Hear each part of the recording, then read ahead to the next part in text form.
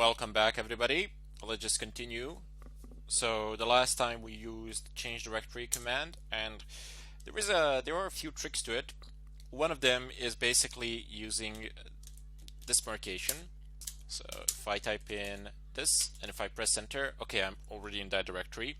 But let's say that I was in root boot grub2, I don't know, whatever. Yep, I am there. Anyway, how would I get back to my home directory where my username is?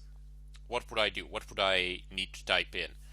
Well, one of the first things that comes to mind is cd/home/random guy, and I would be there. And if I want to go to the downloads folder, I would have to type in downloads. So this whole command I would need to type in order to go back to my home directory. Is there a shorter way? Yes. So basically, there is a shortcut. I know it doesn't seem too significant here, but when you are deep somewhere in the system, deep on the file tree, typing in these commands to go back and forth can be a tedious task, and knowing these shortcuts can help you a great deal to, well, basically preserve your nerves and save time. So just type in tilde, there you go, slash, and if I type in downloads, there you go. I'm gonna go straight into the downloads folder from here, or I could just type in this. There you go. If I type pwd, I indeed am in my home directory of the current user. Keep in mind that the cd tilde will only take you to the current home directory of sorry, not to the current home directory, there is no such thing, to the home directory of the current user. So it won't take you to the, if you, for example, had, let's go back a step, let's do an ls. So this is my user, but you can have practically an infinite amount of users here.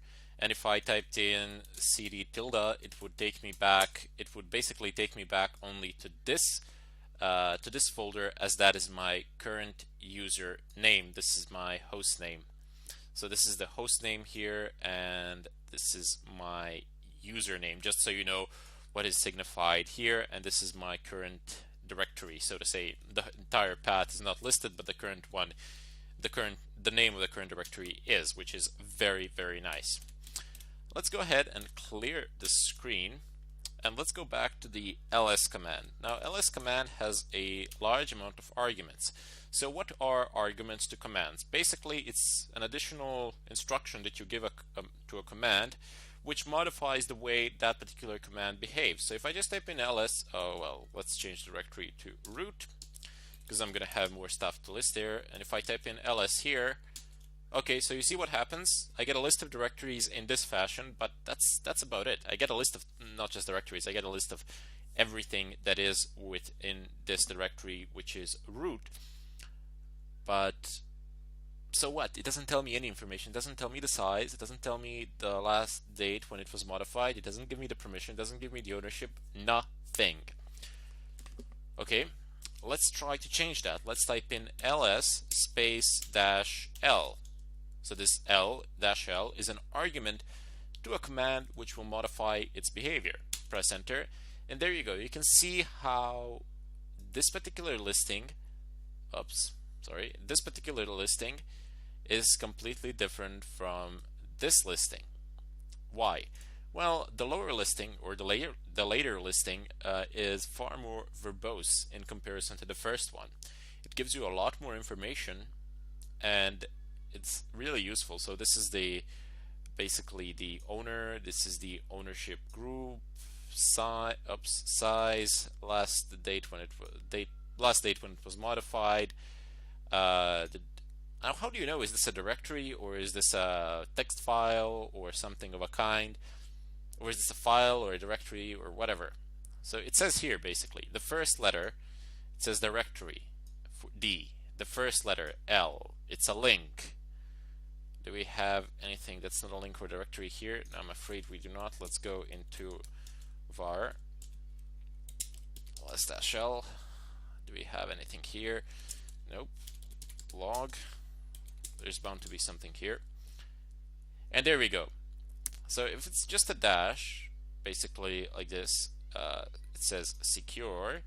Then you can go ahead and open it. It's basically a text file. It's basically a file. It doesn't necessarily have to be a text file. Everything is a file in Linux, but it's not a directory which contains other files. Let's put it so. Let's open it up. There's another command which you can use. It's called less. I think I shall speak more about text editing commands and text display and the commands which you can use for text displaying, but here I just want to demonstrate how you can confirm that indeed it is not a directory, rather not Samba secure, and instead it's what does it say? Permission denied. What could that be? What could the reason be? It doesn't actually allow us to list the contents of the secure file, of the file named secure. What is the problem? Well, let's take a look. The owner of this file is root group, that is, and the root user, because this column here, it tells you who the owner is, which user is the owner, and this column here actually tells you to which group does own that file. Two different things. Let me just explain this further to you.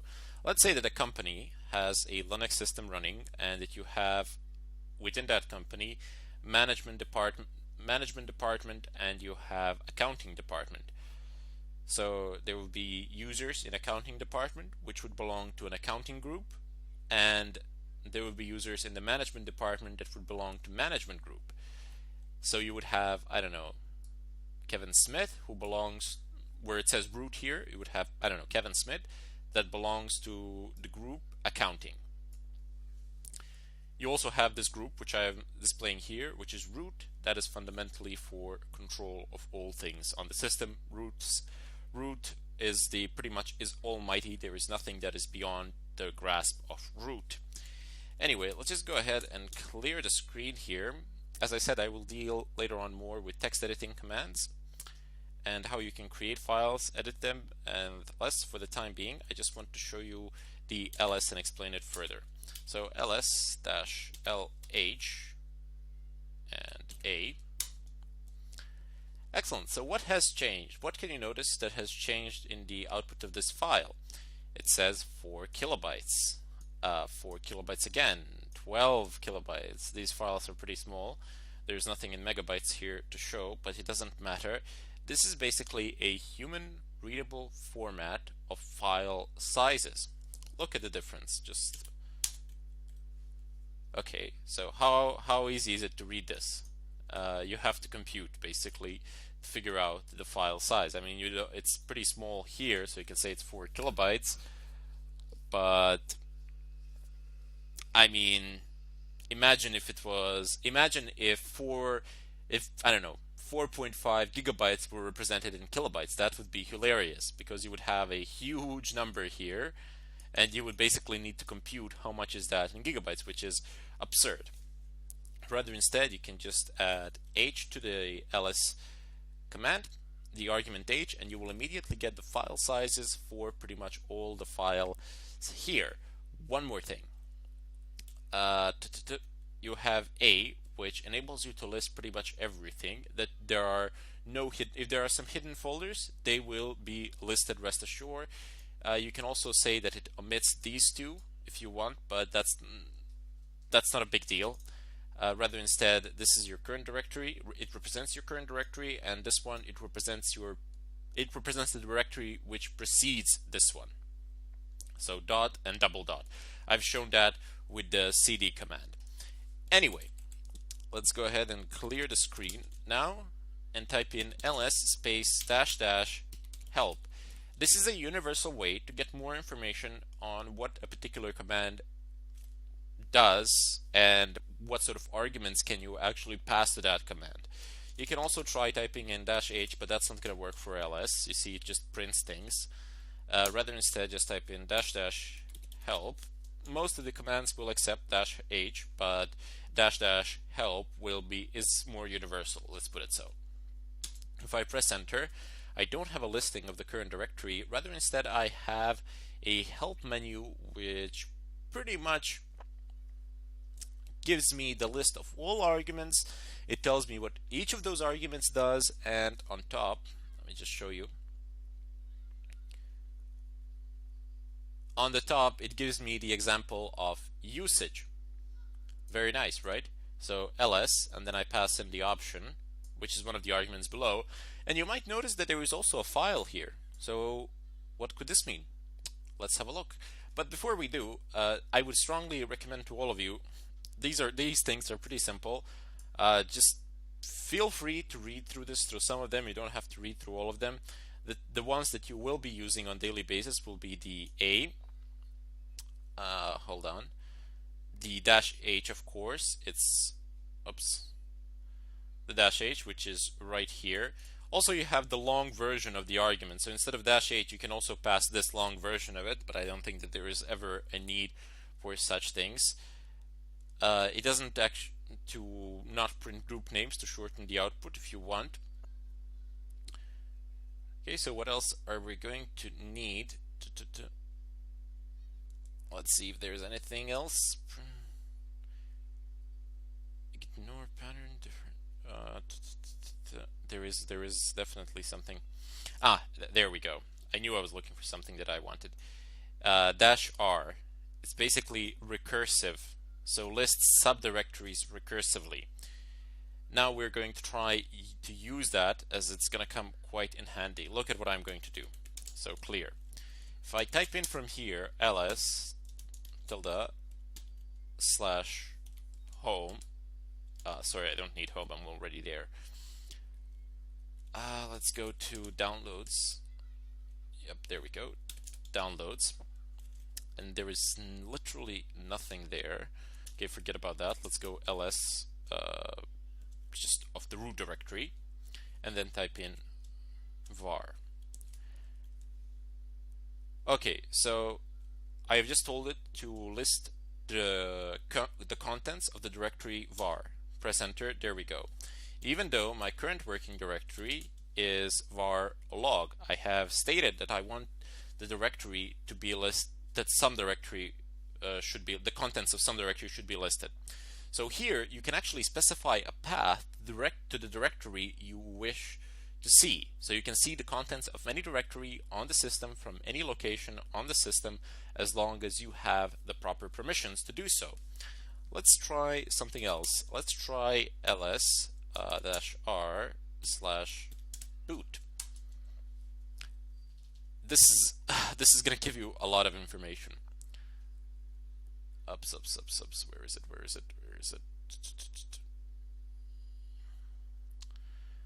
ls should be around here somewhere. There we go.